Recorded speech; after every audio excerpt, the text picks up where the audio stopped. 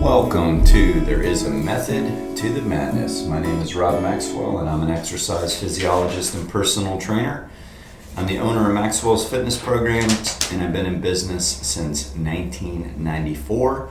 That's 28 years. Today's podcast is entitled Rockin' the Ridge. But before I get into that, I want to thank our sponsors, Jonathan and Lynn Gilden at the Gilden Group at Realty Pros. They currently have over 275 star reviews on Zillow, and they've sold between 100 million of them between the two of them. And let me tell you, now is the time to sell. Don't wait until those interest rates get too high there.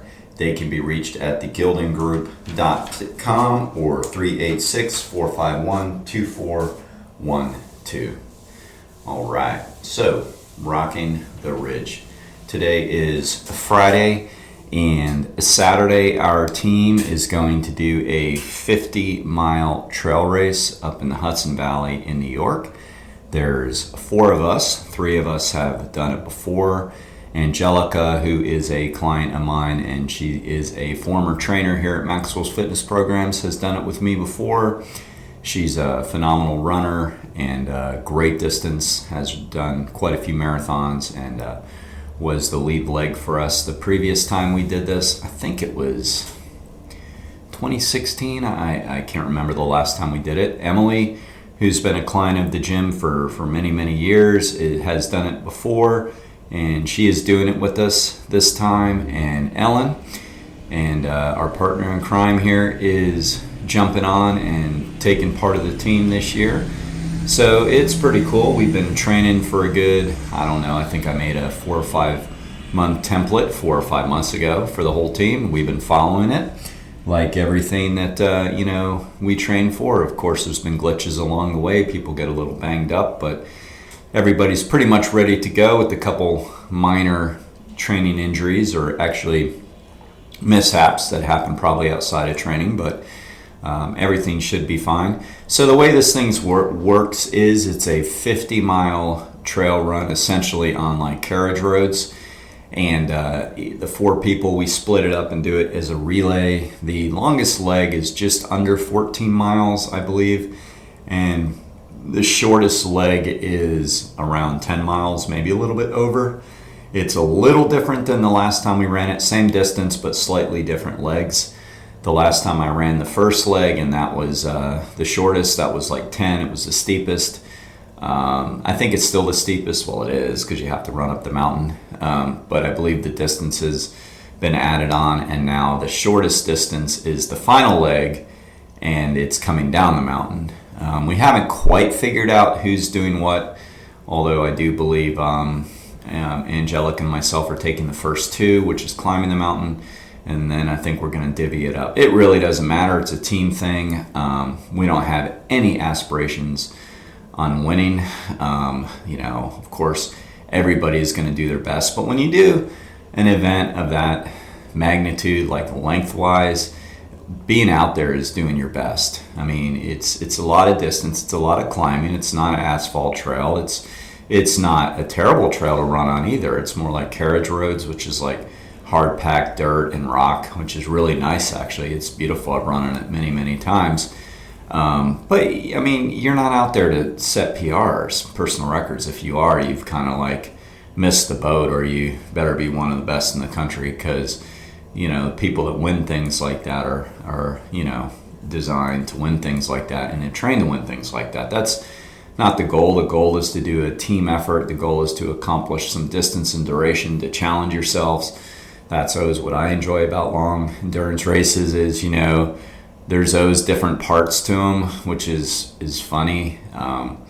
If you haven't done them, you maybe don't know what it means, but I can try to explain it, and it might sound pretty cool to you. But anytime I've read, like when people do really long races, like those kind of races, but they do them individually, those are called ultra marathons. I read about it, and there's always like 3 phases. There's always like the beginning phase where you kind of don't know what to expect, and you're in a relatively positive frame of mind, and you feel good physically, like your legs feel light. That's always key to a runner or endurance athlete. Like, people that don't do them probably don't understand that or don't know. That's not a knock, they just don't know. But I think it's the lungs and heart. It's like, it's none of those things. Like, you don't know those things. Those things are very involuntary, and there's not a whole lot of feedback on them except maybe elevated heart rate. But that simply could be anxiety or caffeine, so that's not even a good barometer either. But how like loose and light your legs and muscles feel, like that's the key right there. So you can start and you can determine how they feel, and if they feel light because you've tapered well, you've rested well, and you've eaten well, your legs are going to feel light. So you hear an endurance athlete say, my legs feel good, they feel light. So that's always, not always, but that's the case early on, and you feel pretty good. Then the second part, phase 2 of anything like this, and this could be in a 5K too, it's just it shifts sooner and it's more intense, and then it transitioned quicker, thankfully. But it's the same cycle, and then you go through where it's like, oh, you don't feel so hot. Now it's like, oh boy, maybe the pace starts to slow down, maybe your attitude drops, maybe your mood drops a little, maybe your mind's in a different place. So it's always the transition. It's not always necessarily negative. It could be just you're not thinking like you did before. Like it's weird. It's like there's a saying in 12-step programs that say that if you can't move your mind, move the muscles. And that's kind of similar to that, because like you don't consciously change your mind where you're thinking, but somehow moving and putting you in a different area, literally like a couple miles away, all of a sudden your brain is a complete different place where it was. You might be thinking about something totally different and in a totally different kind of mood. And then of course there is still focus on the business at hand, and so there is a transition into a little bit of, okay, the honeymoon's over, this is what I've got to now get through. And that's really the meat and potatoes of the event right there. That is it. Like, that is how you're going to finish, meaning that where you're at and how you work through that is pretty much going to determine what kind of race you have. Like, if you're going for the gold, so to say, and you get through that stage really well and you use it to your advantage, you're probably setting yourself up for a really good finish and good race. If you kind of like get super negative and start dropping in your pace and almost giving up a little bit, most likely you're going to have a shitty race. So that's like where it happens when you go from honeymoon into reality, is where, how you cope with that. I like to come up with games at that point. Like, I'll say, okay, every, mile now I'm going to have a part of the GU, or I'm going to work on a different part of my run. So I try to come up with games and stuff to get me through that, because then you transition into phase 3, which is you're nearing the end.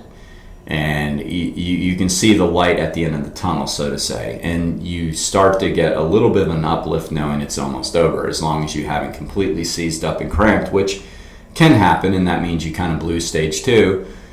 But at least you're still almost done, even though you might be walking or hobbling because you cramped up. So there's that final stage where you're going to make it. Like, you're going to make it.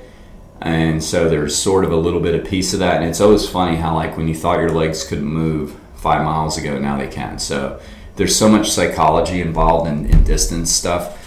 So then you go through phase 3, which is pretty cool. And then, of course, you're done. So, like, I like that mental side of it. I think it's a great way to train the brain. For me, I'm a big believer in meditation, but oftentimes my meditation is active like that. I find things to focus on, a mantra, and I try not to let my mind, just be a rat race. I try to deal with it. And for me, that works pretty well. I like to play mental games like that. So that's what we're going to do. Now, I'm from that part of New York. I was born in Newburgh, and I was 10 years old when I left Gardner, New Paltz, which is a tiny little town. Literally, Gardner has one traffic light. And, it's the home I was 0 to 10 in, so it's got all these great memories. It's, that old saying, you can't go home again. Well, you kind of can. So, but it's, it's a beautiful area. It's a farm town. It's country. It's just gorgeous. Hudson Valley is one of the prettiest places. I take that back. It is the most beautiful place I've ever been to, as far as pure scenery. And like right now, literally making this podcast, I can smell the smells of the grass in the spring. I mean, it's really, really, it's pretty. So that's why we go there. I mean, it's not because I looked up to find this adventure race somewhere. It's because I'm from that area, so I get newsletters of what goes on, and I've gone back and done races before. And, that's one of the cool things about endurance racing is, like, I don't know if I'd have been back by now, but way back, like, 25 years ago or so, I saw an ad for a triathlon in the Hudson Valley, and I hadn't been back there since I was a kid. My parents were divorced. My dad died when I was young. There's some, tragedy in my adolescence and all that kind of just kept me not going up there for whatever reason, even though that was an area of peace. It's just, I don't know. I don't know why it was, but I do know, like, in my late 20s, I think it was, I saw this ad, and I'm 56 now, and so I told my wife at the time, Kelly, I said, hey, let's go. And so we packed up my bike, and I went and I did a triathlon up there, and it's the first time I had been up there, and it was like such a cool experience going back after, what would that have been? I don't know, 20 years. And it was almost like nothing had changed. And literally that was my experience of it. Like nothing had changed. And I literally wrote an article, and they published it in their hometown website back then, that they thought it was really cool that the area was still so beautiful. And I just really started seeing it for what it was worth, because when you're a kid, I don't think you imagine or care that much about the mountains and streams. You take it for granted. I cared more about, like, at the time I was this big Mets fan as this little kid, and I cared more about that and what little kids like to do, play army and all that, but not really nature. But going back, I saw it for what it was, and it was cool. So to me, that's like one of the best things about triathlons and stuff, is you can travel and do something that you love to do in different parts of the country. And I know I have other friends that do that, it's a good excuse to go travel, and then they see that area. I mean, maybe some people can just go travel, but I don't know. For me, it works to tie an event to it. So it's a great way to do it. So that's how that all came about. And then since then, I've been doing events up there, ever since, and love to get up there and travel and do it. So that's what we're doing. Everybody is prepared and ready, and it should be a good time. And I will let everybody know how it goes with the nice little post-race scenario. Some of these are being pre-recorded, so it won't be live. It'll be more like next week that I'll do the report on this, because, like, as I'm doing this, I said it's Friday. I lied. I'm making this on Thursday to release on Friday because I'm not taking my computer. I don't think. Maybe I will.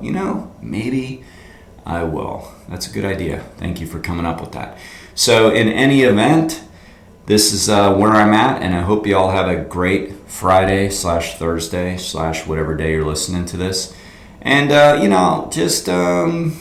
just think about that just for yourselves. Like, is there something you can do physically somewhere that you can't do here that would entice you to want to exercise? In other words, I know people that have, like, fantasized about riding their bikes in France because of the Tour de France, and they like to do portions of the Tour de France. I know people that actually have done that, and that sounds really cool to me. Or go swim in Alcatraz. I hear it's beautiful. It's 50-something degrees with sharks. Yeah, I mean, do that. I think that would be a lot of fun, and believe it or not, I've had acquaintances I know do that. That's a little more insane, but I think you can find, beautiful things to do. Maybe go play golf in Ireland. I hear that's a beautiful thing to do. That's where I think golf was invented. So, there's things you can do like that. But in any event, do what you must do, and be max fit, be max well.